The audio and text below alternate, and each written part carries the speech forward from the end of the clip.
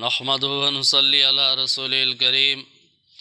أما بعد فأعوذ بالله من الشيطان الرجيم بسم الله الرحمن الرحيم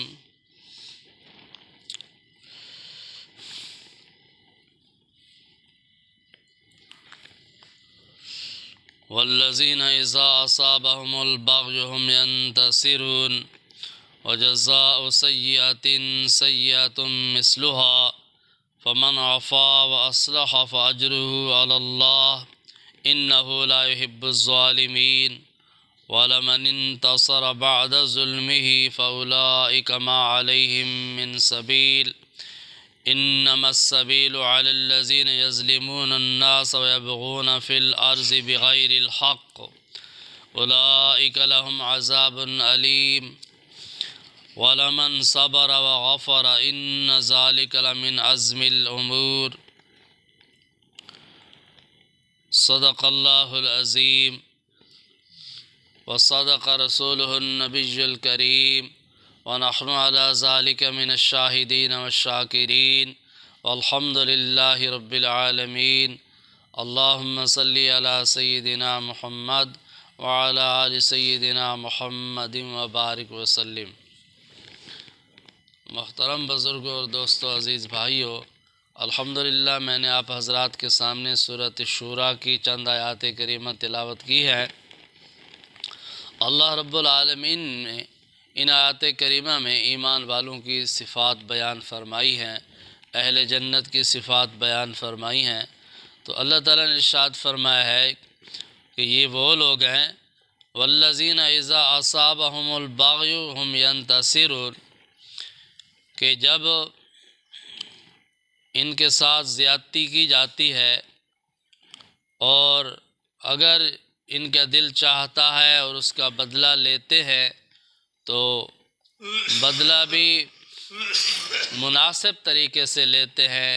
دفاع بھی مناسب طریقے سے کرتے ہیں۔ دفاع کرتے ہوئے، بدلہ لیتے ہوئے بھی زیادتی نہیں کرتے، ظلم نہیں کرتے، تجاوز نہیں کرتے۔ وَجَزَاءُ سَيِّئَةٍ سَيِّئَةٌ مِثْلُهَا، کسی برائی کا بدلہ اس جیسی برائی ہے۔ فَمَنْ عَفَا وَأَصْلَحَ فَأَجْرُهُ عَلَى اللَّهِ، پس جو کوئی معاف کر دے اور اصلاح سے کام لے اس کا اجر اللہ کے ذمے ہے۔ إِنَّهُ لَا يُحِبُّ الظَّالِمِينَ، یقیناً اللہ تعالیٰ ظالم لوگوں کو پسند نہیں فرماتا۔ وَلَمَنِ انتَصَرَ بَعْدَ ظُلْمِهِ فَأُولَئِكَ مَا عَلَيْهِم مِّن سَبِيلٍ، اور جس پر زیادتی کی گئی ہے، ظلم کیا گیا ہے، اس پر ظلم ہونے کے بعد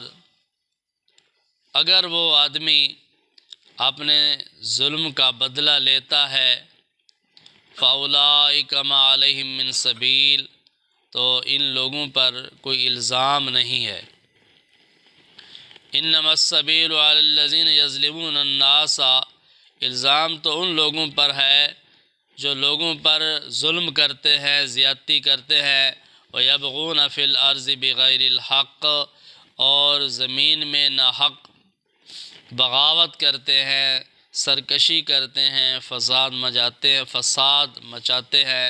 اولئک لہم عذاب علیم، یہ وہ لوگ ہیں کہ جن کے لیے دردناک عذاب تیار ہے۔ وَلَمَنْ صَبَرَ وَغَفَرَ، پھر بھی جس نے صبر کیا اور درگزر کیا، إِنَّ ذَلِكَ لَمِنْ عَزْمِ الْأُمُورِ، یقیناً یہ بہت ہمت کی بات ہے اور اہم امور میں سے، اہل ہمت والے لوگوں کے کاموں میں سے کام ہے۔ تو اللہ رب العالمین نے آیات کریمہ میں یہ ارشاد فرمایا کہ ایمان والوں کی یہ صفت ہے کہ اگر ان کے ساتھ کوئی زیادتی کرے، ظلم کرے، ان کو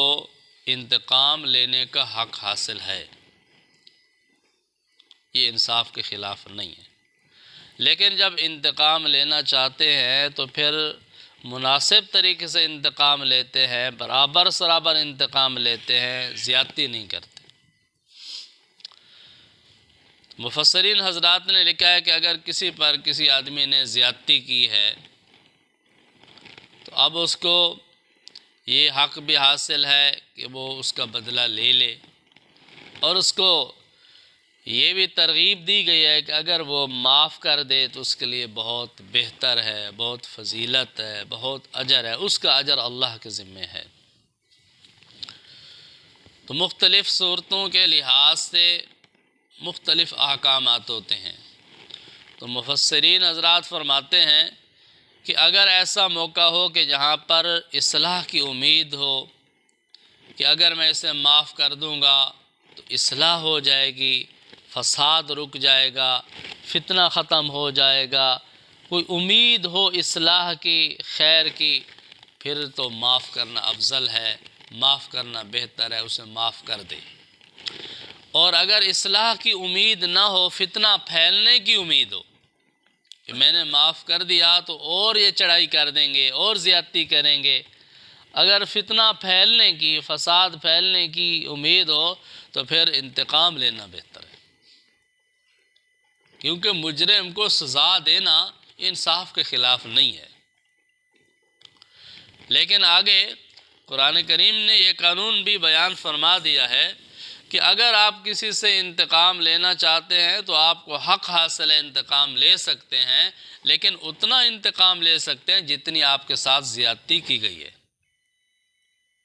اتنا بدلہ لے سکتے ہیں، جتنا آپ کا نقصان کیا ہے، جانی نقصان ہے، مالی نقصان ہے، تکلیف پہنچائی ہے، جتنی تکلیف پہنچائی ہے، جتنا نقصان کیا اتنا تو آپ کر سکتے ہیں۔ اگر اس سے تجاوز کیا تو پھر آپ مظلوم نہیں رہیں گے بلکہ ظالم لوگوں کے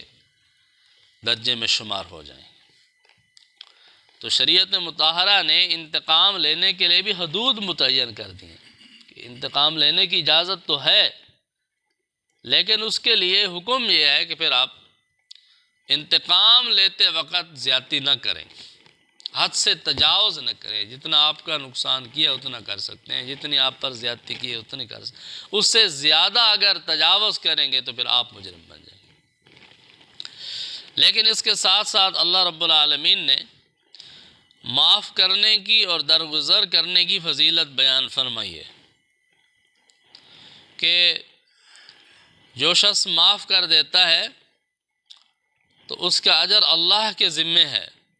اللہ تعالیٰ اس کو اجر عطا فرماتے ہیں، اچھا بدلہ عطا فرماتے ہیں، دنیا میں بھی اور آخرت میں بھی۔ اور جس جگہ پر یہ امید ہو کہ معاف کرنے کے بعد اصلاح ہو جائے گی، فائدہ ہو جائے گا، فتنہ ختم ہو جائے گا، نقصان سے بچ جائے گے، تو وہاں معاف کرنا افضل ہے۔ اور پھر اللہ تعالیٰ فرماتے ہیں کہ پھر اس کا اجر اور انعام بھی عطا فرماؤں گا۔ تو اللہ تعالیٰ ارشاد فرما رہے ہیں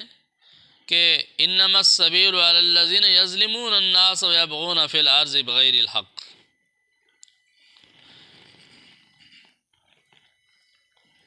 ان لوگوں پر الزام ہے جو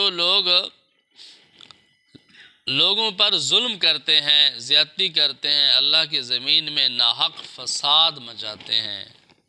سرکشی کرتے ہیں، بغاوت کرتے ہیں، الزام تو ان کے ذمہ ہے، مجرم تو وہ ہے جو اللہ کی زمین میں فساد مچا رہے ہیں، لوگوں پر ظلم کر رہے ہیں۔ اولئک لہم عذاب علیم، یہ وہ لوگ ہیں کہ ان کے لیے دردناک عذاب تیار ہے۔ دنیا میں ظلم کر رہے ہیں، غریب لوگوں پر، بے بس لوگوں پر، کمزور لوگوں پر زیادتی کرتے ہیں، ان سے پوچھنے والا کوئی نہیں ہے، لیکن ایک دن اللہ کی عدالت میں پیش ہونا ہے اور وہاں پر دردناک عذاب تیار ہے۔ وَلَمَنْ صَبَرَ وَغَفَرَ إِنَّ ذَلِكَ لَمِنْ عَزْمِ الْأُمُورِ، اور جو کہ صبر سے کام لے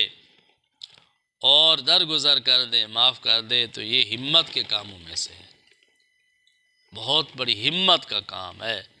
بہادری کا کام ہے، دلیری کا کام ہے، حوصلے کا کام ہے معاف کر دینا، لیکن اللہ کی رضا کے لیے معاف کر دینا، اللہ کی رضا کے لیے درگزر کرنا، یہ بہت بڑا کام ہے، بڑی ہمت کا کام ہے، اس پہ اللہ تعالیٰ بہت خوش ہوتے ہیں، بہت راضی ہوتے ہیں۔ تو اگر ہم قرآن کریم کی ان ہدایات پر عمل کرنا شروع کر دیں